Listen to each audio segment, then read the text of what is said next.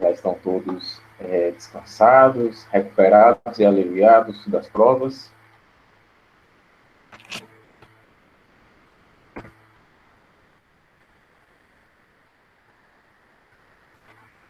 Sobre a prova de História e de Geografia, pessoal, o que é que vocês acharam? Estava fácil, estava difícil, estava mais ou menos?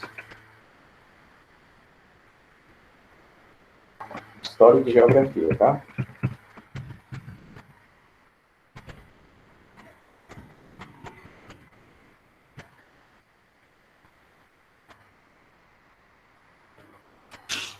Boa.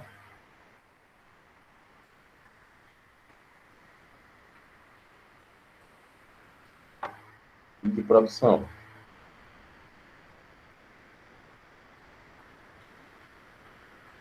Eita, até fizeram silêncio agora.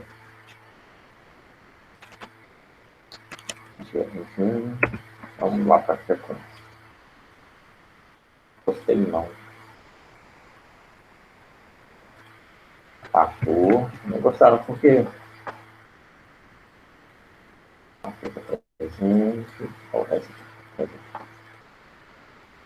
Camille está presente também. Davi Ribeiro não está presente. Evelyn Paz está presente. Johanna não está presente. Eu pulei a Ingrid. Ingrid está presente? Está presente, sim.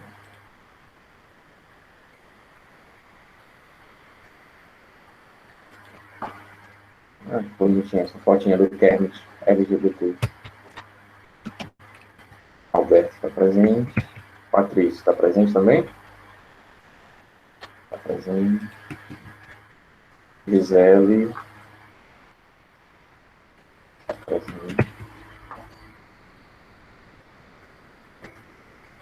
Ian Ribeiro está presente. Sim, está presente. Isabela Amiga também está presente. Ítalo está presente? Sim, está presente. Joana está presente. João Lucas. João Lucas não está. José Matheus. Presente. Júlia Evelyn. Júlia Evelyn está presente. Laura está presente. Flavinha também está presente. Letícia Ribeiro está presente. Luísa Ricardo está presente. Lívia Ferreira também. Maria Clara.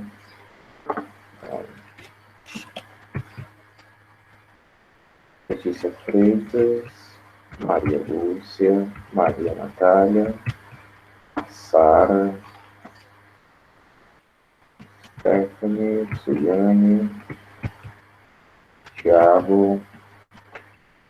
Vitor e Yasmin.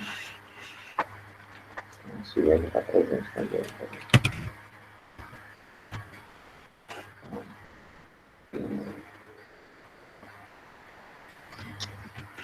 Bom, pessoal, e aí, qual foi a maior dificuldade de... Eu fico fazendo essas caras, agora eu tenho que tomar cuidado com a Laura, que ela está fazendo figurinha de mim.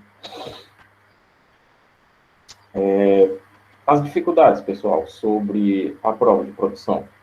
Isso aqui é muito importante, tá? Para a gente conversar sobre a nossa próxima prova. A dificuldade foi ler?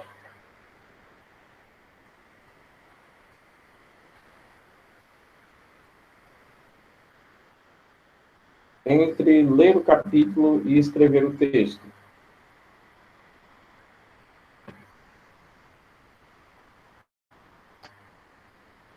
Pronto, vamos lá. Entre ler o capítulo e escrever o texto. O que foi mais difícil foi ler o capítulo.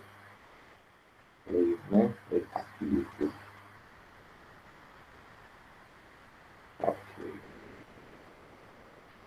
Bom, pessoal, sobre os trabalhos de vocês, seguinte, todos saíram no nível bom, tá certo? Todos saíram no nível bom. De fato, vamos olhar para o lado bom da coisa. Calma, calma, calma. Isso está dentro da Base Nacional Comum Curricular, tá bem? Não é coisa tirada da minha cabeça, não, tá certo? Vamos lá. Vamos olhar para o lado bom da coisa. Prestem atenção nisso aqui. A literatura do romance que vocês tiveram contato não é uma literatura, vamos dizer, não é difícil, mas também não é fácil de compreensão.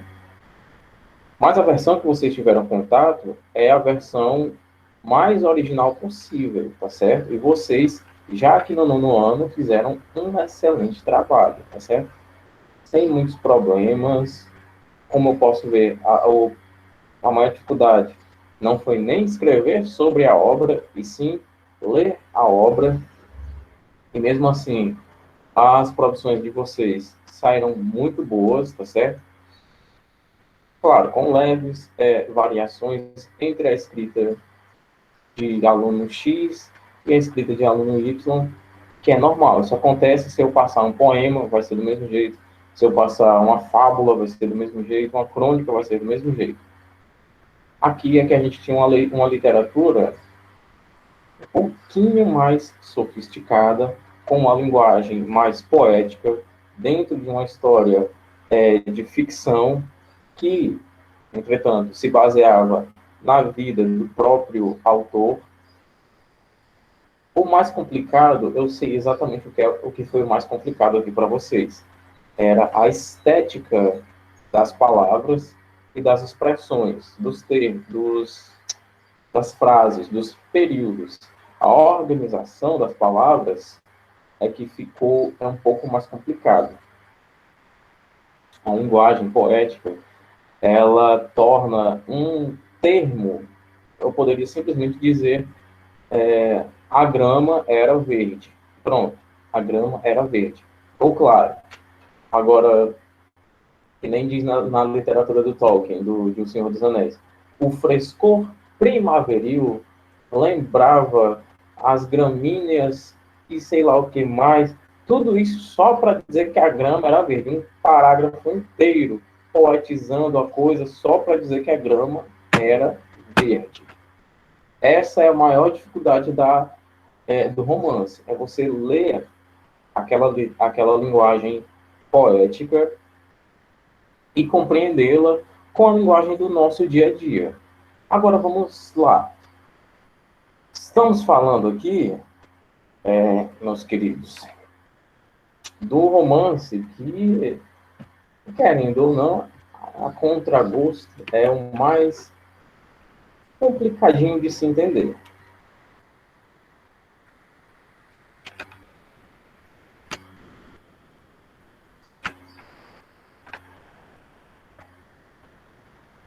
Perguntinha aqui básica.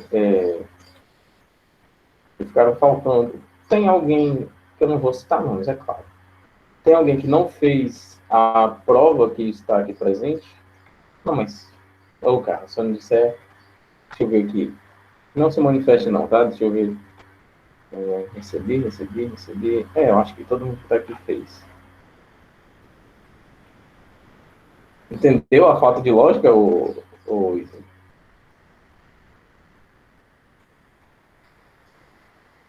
Tem condições.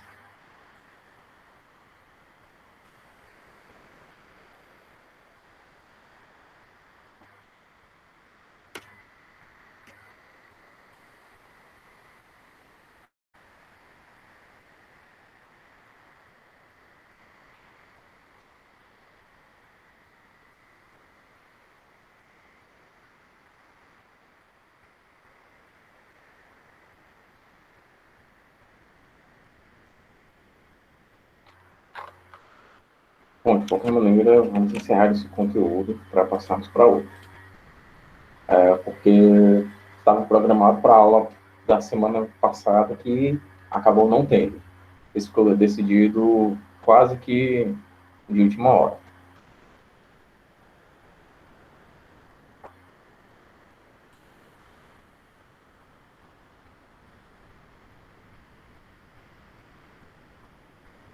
Tá por aqui mesmo. Bom, meus queridos, por definição do Hegel,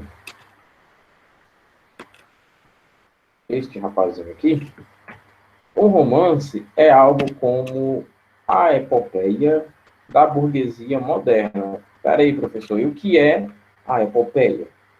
A epopeia é aquela literatura da Grécia Antiga, que falava sobre heróis, sobre os semideuses, sobre os grandes feitos desses heróis em favor da população. A literatura épica é a literatura do povão, vamos dizer assim.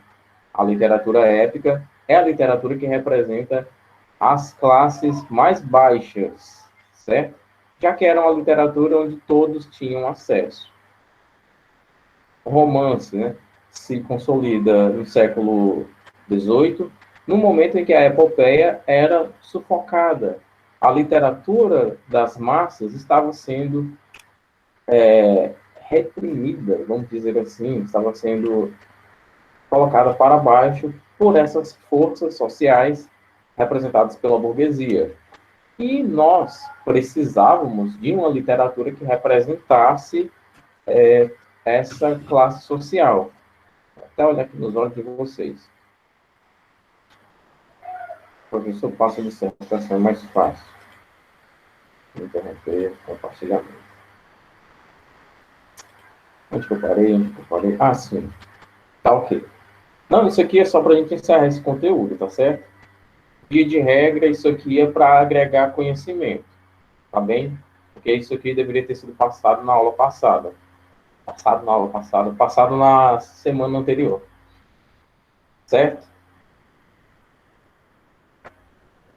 É como eu estava dizendo, é uma questão histórica isso aqui, tá bem? A gente poderia até trabalhar em história numa oportunidade em que os conteúdos se cruzassem.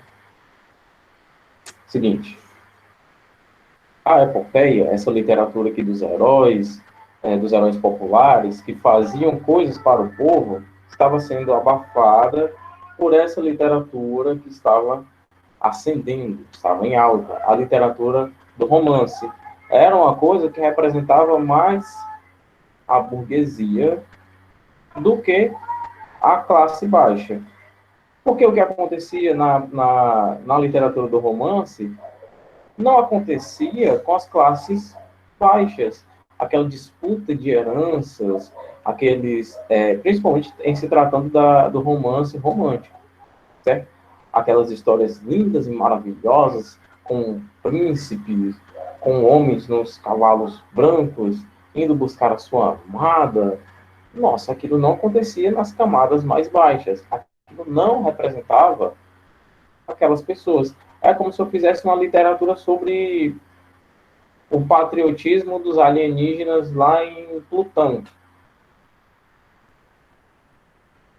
O que isso tem a ver comigo, meu Jesus? Não tem nada a ver comigo. Essa literatura não me representa. Ela representa os plutonenses. Não é para mim. Da mesma maneira que a literatura do romance não representava as classes baixas. É simples, é uma questão de representatividade, antes de mais nada, certo? Já que na epopeia nós tínhamos ali grandes referências ao povão mesmo, a camada mais baixa da sociedade. Mais baixa entre aspas, né? Até aqui todo mundo está compreendendo, né?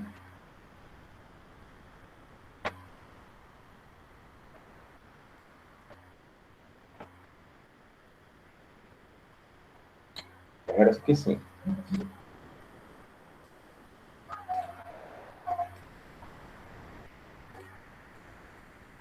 Bom, a obra que se tem conhecimento que abriu essa literatura do romance como eu já havia falado para vocês na nossa primeira aula sobre romance, a obra Dom Quixote de la Mancha. de Miguel de Cervantes.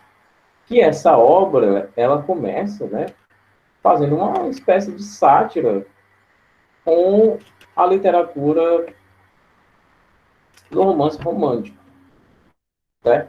Onde o Miguel ele coloca um monte de ironia com relação a esse herói que tínhamos na literatura do romance romântico.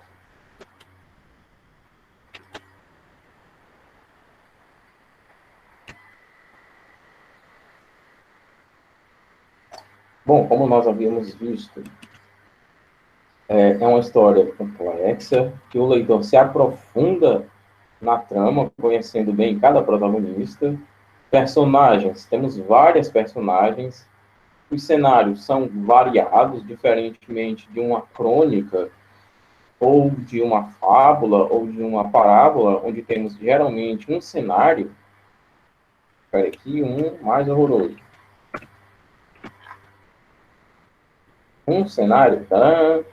Aqui nós vamos ter vários cenários, tá certo? Os cenários são variados. O tempo, que é o período de duração, que geralmente é longo, tá certo? Não acontece... E eu vou abrir aqui um porém, certo? Tem romances que acontecem um pouco mais, num tempo menor. Mas, por exemplo, não tem romance que acontece num dia apenas, tá certo? Porque aí estaríamos falando de um conto. Aqui nós temos várias características que fazem dessa literatura um romance, tá certo? O enredo, certo? Nós temos vários fatos dentro do enredo, que basicamente é no que a trama se baseia. Narrador, a gente vai ter narrador onisciente, narrador personagem, narrador observador. Nós temos vários tipos de foco narrativo aqui, tá certo? E o principal que eu já expliquei isso para vocês, é que nem todo romance é romântico. Podem ser românticos, podem ser de suspense, podem ser de aventura, pode ser um romance policial. Temos vários tipos de romance. Ah, professor, mas o que é que vai caracterizar essa literatura como sendo um romance policial? Ora, antes de mais nada, nós também vamos ter uma história complexa, teremos vários personagens, certo?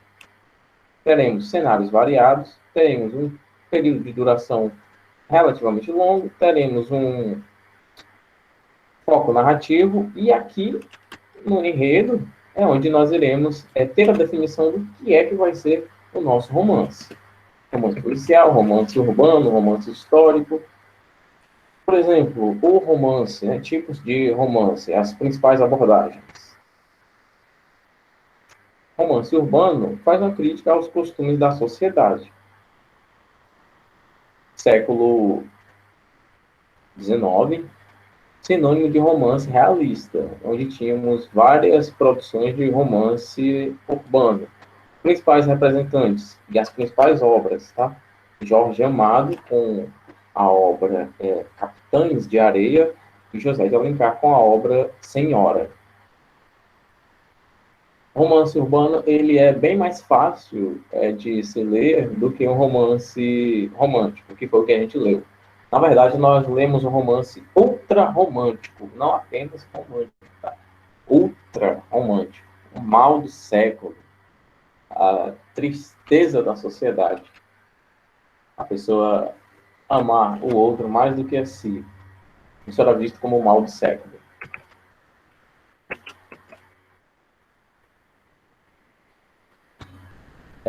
De 30 a 45 é a era do romance brasileiro. Esse daqui é um dos mais famosos que nós conhecemos. Romance sertanejo ou romance regionalista, onde nós aqui daremos destaque para a obra O 15, de Raquel de Queiroz. Romance puramente regionalista, que aborda as questões sociais, certo? A nossa não. Aliás, a nossa num contexto geral, né? Nossa condição de subdesenvolvimento, principalmente no século passado.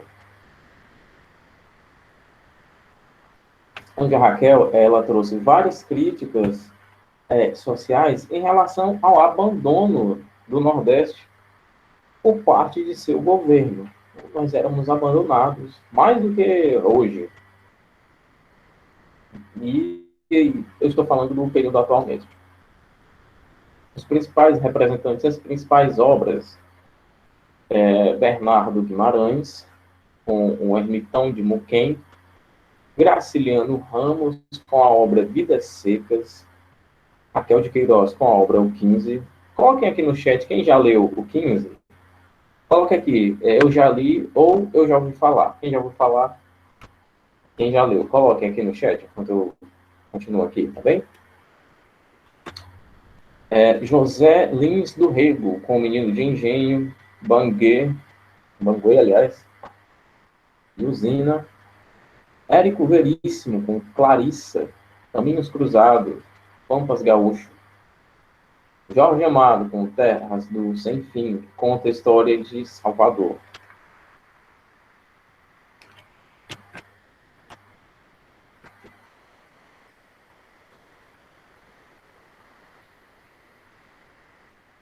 Interromper compartilhamento. Tinha faltado energia, por isso saí. Tá bem. Eu pensei que tinha saído quase todo mundo, nem das últimas vezes. Bom, pessoal, ponham aqui quem já leu 15. Não vale ponto não, tá? Só para a gente conversar sobre a obra. Eu já li. Eu nunca ouvi falar, ou só ouvi falar. É uma obra muito importante para não apenas para a literatura cearense, tá certo?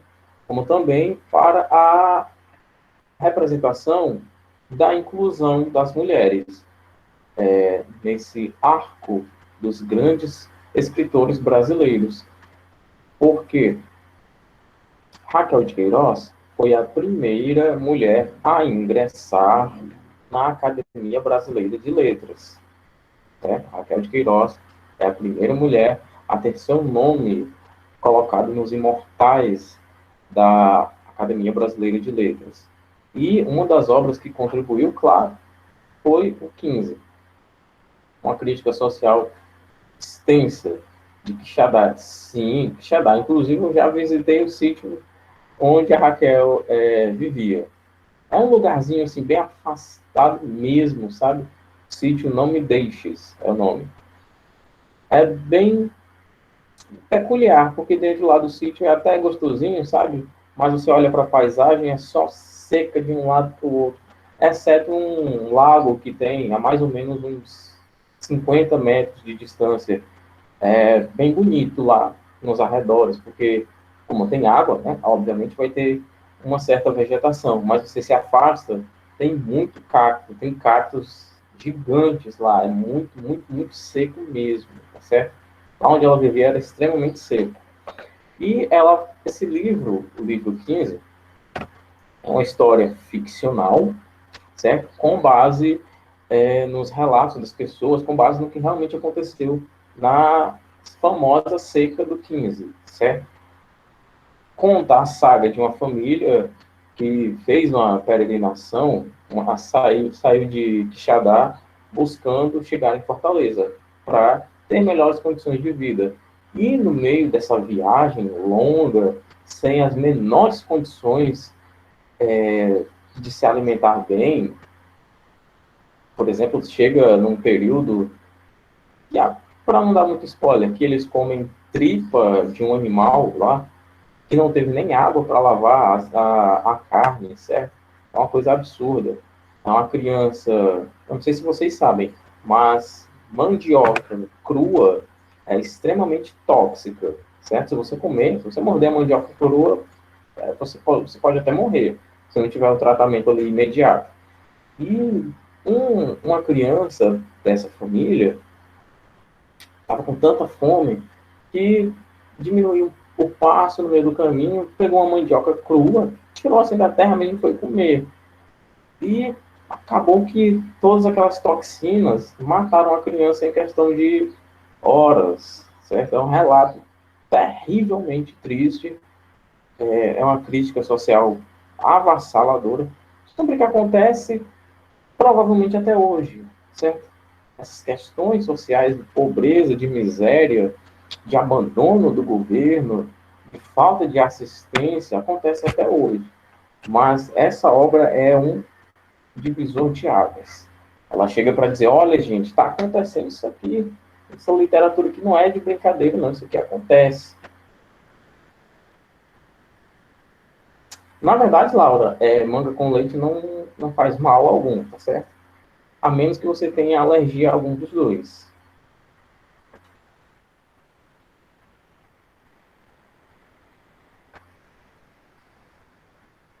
Ainda bem que você sabe.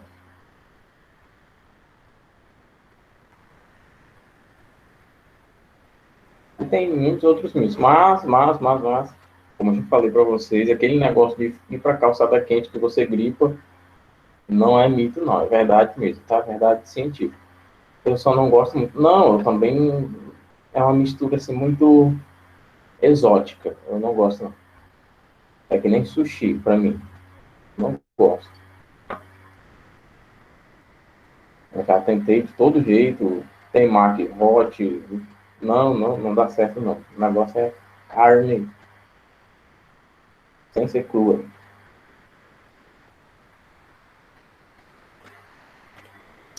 Bom, acho que eu parei. Sim. Falando da Raquel de Queiroz. Merece um enorme destaque quando se fala em romance regionalista, certo? E, claro, temos outros, mas é que eu estou puxando aqui a asinha da nossa conterrânea. Claro que tem algumas coisas da Raquel que a gente poderia criticar também, mas talvez em um outro momento, não nesse aqui. Bom, vou reapresentar a tela aqui.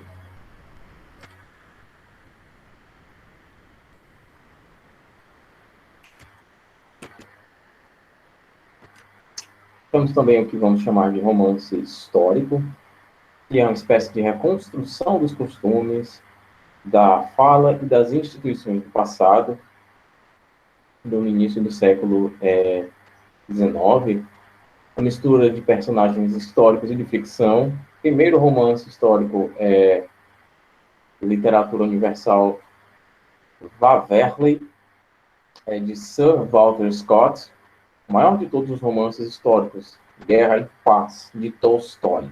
Nossa, aqui sim a gente tem uma literatura fantástica, incrível, surreal. Sem palavras. Eu não vou nem falar muito, não. Eu sou suspeito. Muito suspeito para falar.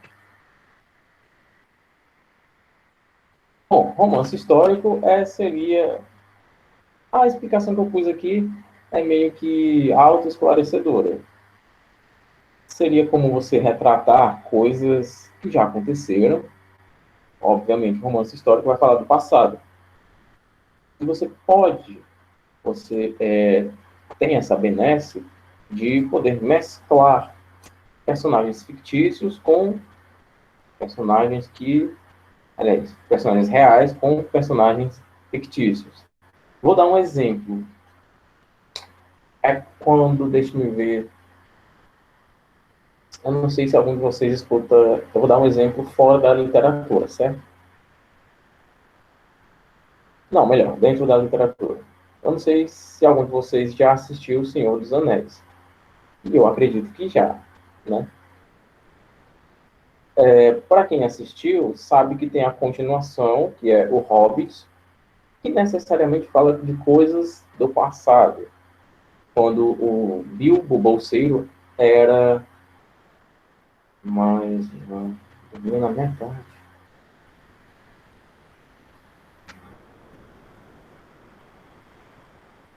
Por quê, mulher? Achou muito grande o filme?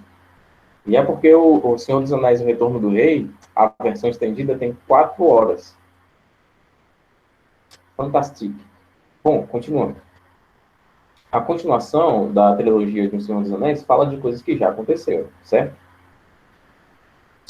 E tem um livro também, tá? Tem o livro O Senhor dos Anéis, Sociedade do Anel, O Senhor dos Anéis, As Duas Torres e O Senhor dos Anéis e o Retorno do Rei. Assim como o Hobbit também tem 3 livros. Só que puseram personagens aqui que não existiam na primeira história, não existiam no livro. Quando fizeram a adaptação no cinema, colocaram personagens que não haviam existido de verdade. É como também no filme Bohemian Rhapsody, que fala a história da banda Queen, mais precisamente com um certo destaque para o cantor Freddie Mercury. Esse daqui eu sei que vocês já ouviram falar, né? We are the champions, my friend. Eu cantei, ficou gravado. Sério isso? Bom,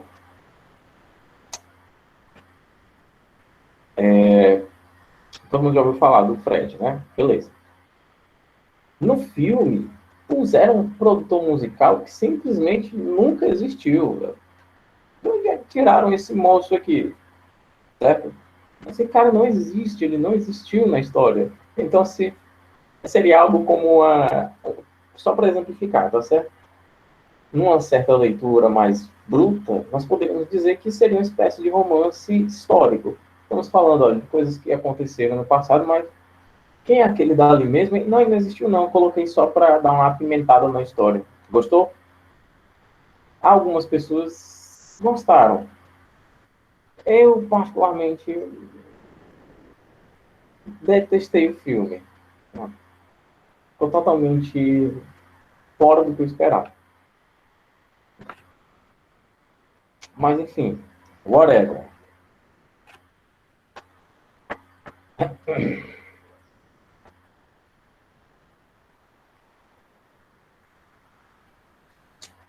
Want to Break Free é clássico, clássico dos clássicos.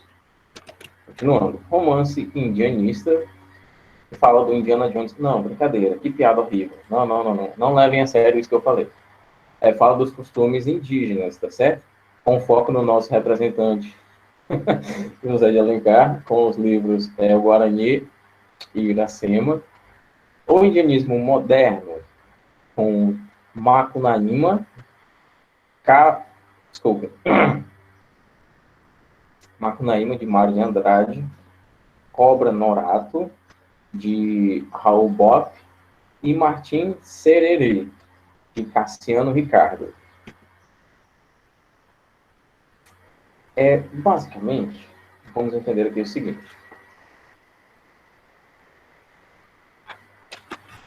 Romance indianista também outro que é tão autoexplicativo quanto o romance histórico. Romance indianista vai falar dos índios. Pronto. Não tem uma definição mais sucinta e direta do que essa. Romance indianista fala de quê? De índio. Pronto.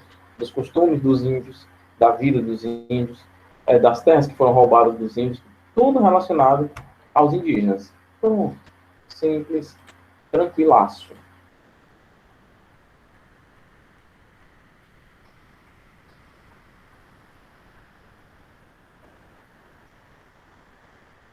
E aí, só para a gente finalizar aqui, esse negócio aqui. Romance psicológico analisa os motivos íntimos das decisões e indecisões humanas. Primeiro exemplo, as ligações perigosas de Cordelos Laclos. Nome é complicadinho. Na literatura brasileira, temos o nosso marco com o Dom Casmurro. Vocês já ouviram falar da Capitu, né? A Capitu traiu ou não traiu o Bentinho? Pronto, é aqui, tá? Dom Casmurro. Romance psicológico, tá bem?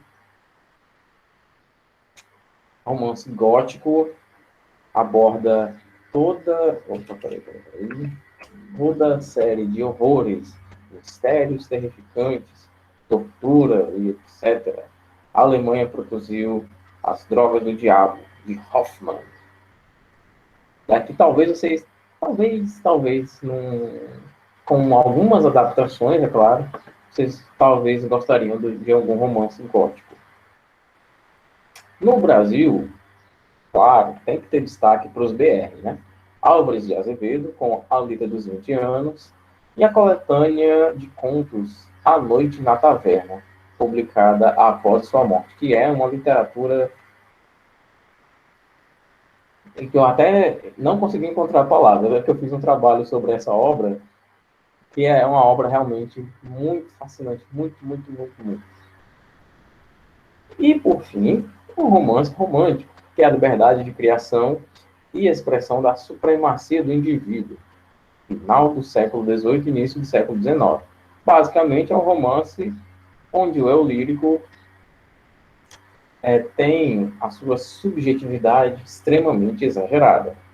Dando destaque aqui para o Brasil, novamente, a obra de Joaquim Manuel de Macedo, A Moreninha.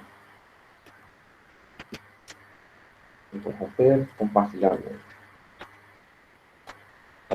Bom, meus queridos, como eu havia dito para vocês, esse conteúdo é para agregar conhecimento que deveria ter sido colocado na aula passada, na semana passada, aliás, no caso, na segunda-feira.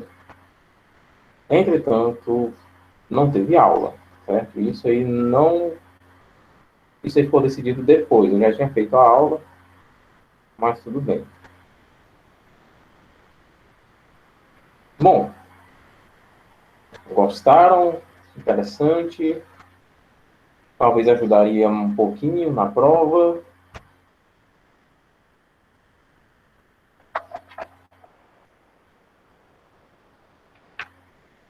Ou não? Não gostaram? Não foi interessante? E não ajudaria na prova?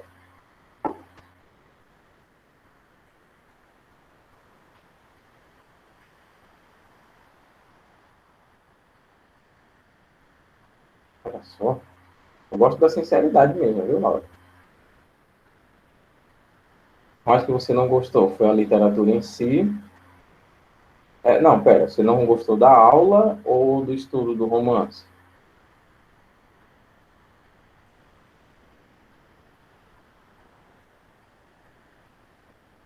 Vamos lá, pelo visto você está falando pela turma. Tudo do romance. Tá bem.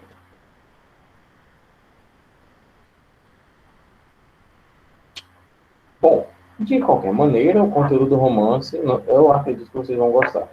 Se encerra aqui, tá bem? Quarta-feira a gente já vê outro conteúdo. Tá bom, meus queridos? Vou ficando por aqui.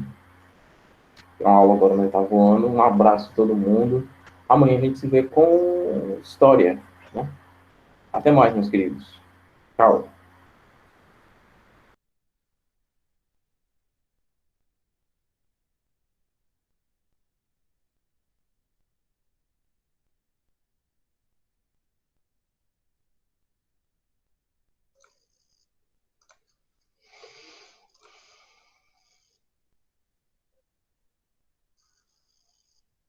Oi, gente, voltei.